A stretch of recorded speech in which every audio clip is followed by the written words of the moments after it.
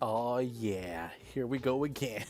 Hey guys, welcome back to Hogwarts 16. I am your host Javon, and today we're back to form. We're testing out today the GTX 1060 in another benchmark suite of the latest games. Once again, we'll be testing out here today on the channel. We're gonna see some high frame rates, crazy stuff is gonna be flying all over. The FPS is gonna be wild. It's gonna be a sick ride, and I am going to have fun, and I hope you guys do too. Once again, the GTX 1060 was a flagship when it came out, performed really well, so I'm very excited to be testing it, is what I would say. But you've already read the title of this video, and this ain't the 1066GB. This is the 1063GB. And you know what this comes with? Pain. Only pain.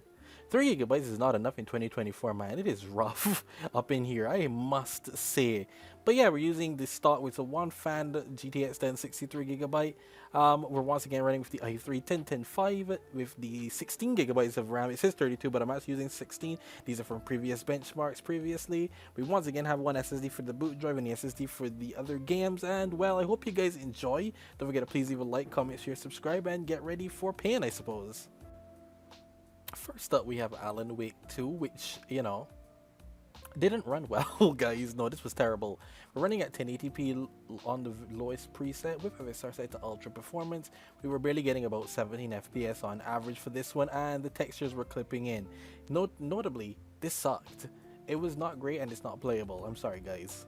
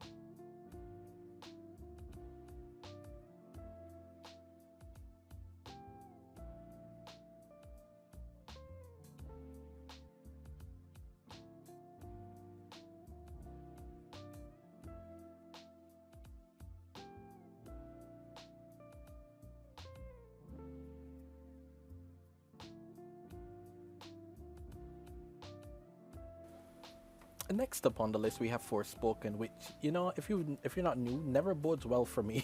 Never ever. At 720p, you heard me right, 720p low with FSR set to balance. We were getting around 35 FPS on average in this title, which was nice, but then I had to think back to the fact that I'm at 720p, and it looks like crap at 720 with FSR set to balance, but regardless, it is playable here. 3 gigabytes of VRAM struggles in 2024, shockingly, not really. But you know what it is playable at this resolution with the FSR implementation. I call it a win.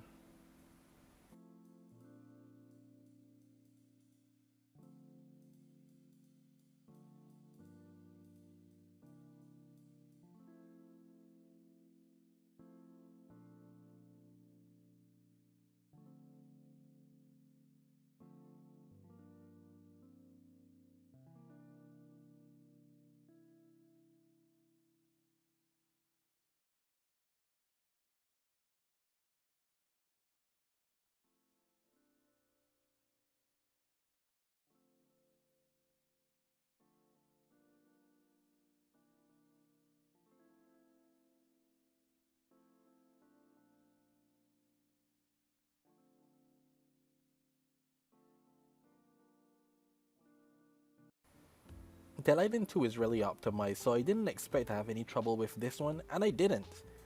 Although the frame rates do go up and down very quickly. At 1080p low with FSR quality, we were seeing over 60 FPS on average for this one. This was going to be a smooth experience, except for when it isn't. I do recommend renting all these games on SSDs though. Hard drives are not the way of the future for these types of games. SSDs, it loads way faster, dude. But yeah, Dead Island 2, definitely going to be playable.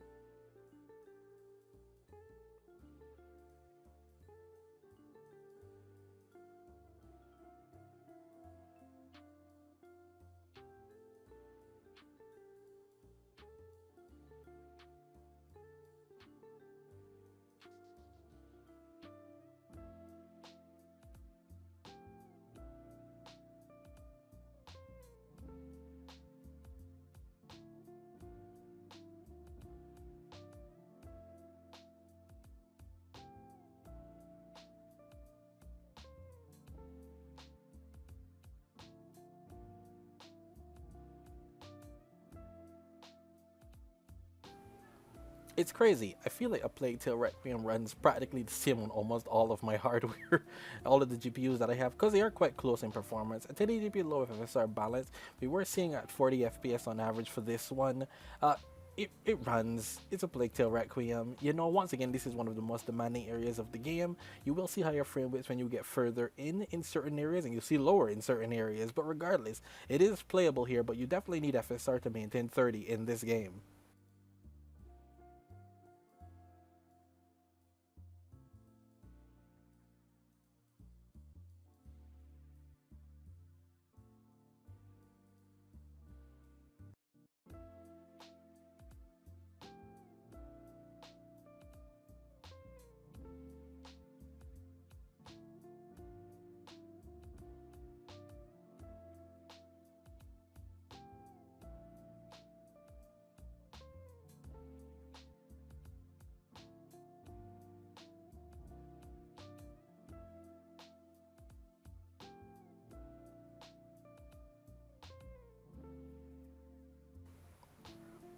Ratchet and Clank Rift Apart is next gen as it can be, especially with the load times. So you know we were going to have some struggles here, but at 1080p low with the very low actually, with FSR balance, we were seeing over 30 FPS once again. I did notice it was quite stable once again, but the VRAM obviously was maxed out fully. We're only using about 52 watts of the GPU, the GTX 1060 as well, which is quite nice really. Like that is low, that is barely any power wasting here. To still get over 30 FPS in Ratchet and Clank, considering very low looks good for this game, I'd say that this is a win.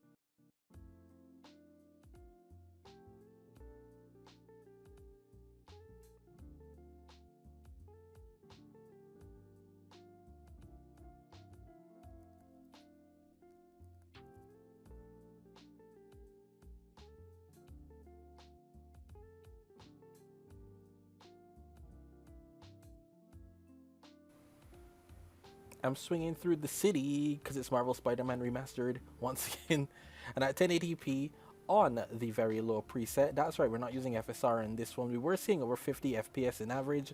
Once we go higher up into the building, frame rate was dropping down into the 50s.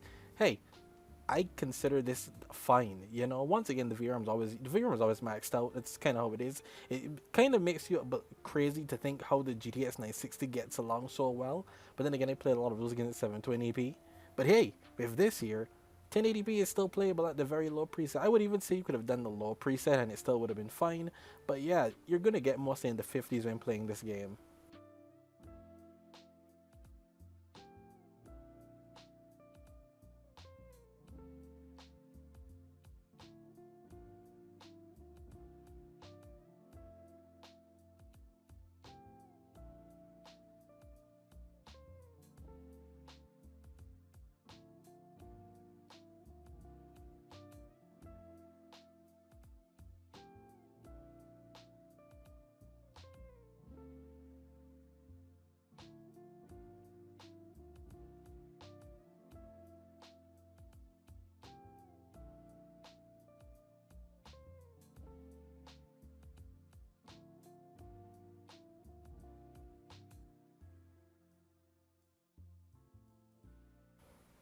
Lies of P is also very heavily optimized, so I knew that this would probably end well.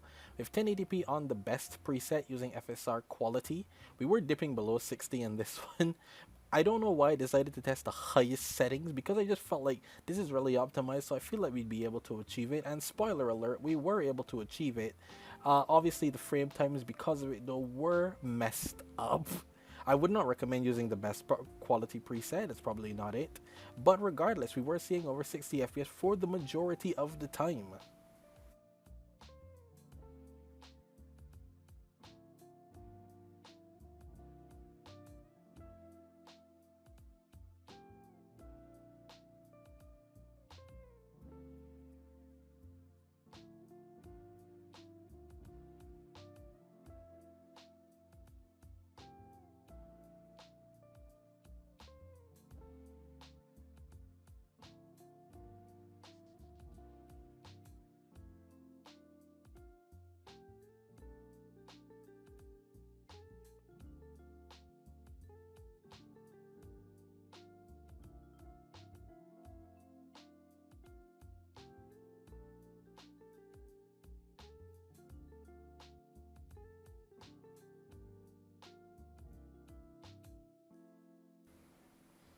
Next up, we have Mortal Kombat 1, one that I haven't actually put in the benchmark suite before, which, you know, it's a fighting game, but it is new. At 1080p low with FSR quality, we were able to hit 60 FPS on average with this one. This is going to be a smooth experience for the most part, after you do, like, the first battle, that is. But after that, it's everything's gonna run fine. Mortal Kombat 1, it looks great at 1080p low, dude, even with FSR quality. But once again, we're using over 70 watts of power for this one, and it's pushing it, man, but it's still running at 60.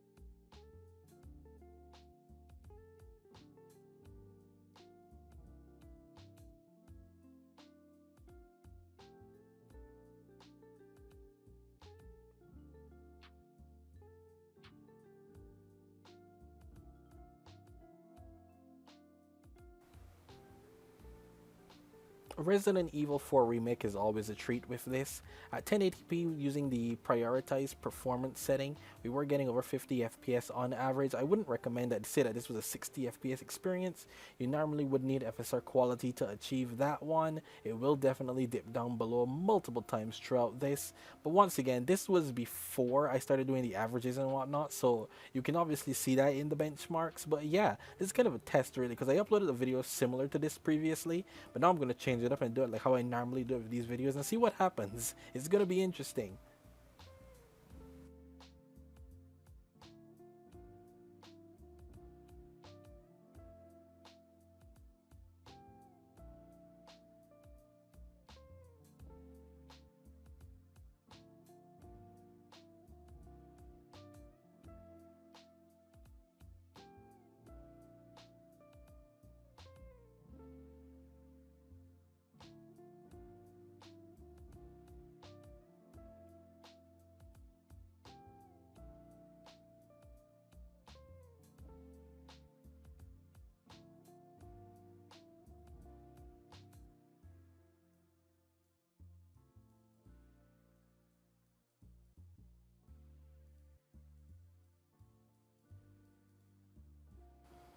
And finally, we have the most painful one for last on this one, with Hogwarts Legacy at 1080p on the low preset with FSR set to quality. This is what a VRAM, when you are run out of VRAM, looks like, dude. It is not fun.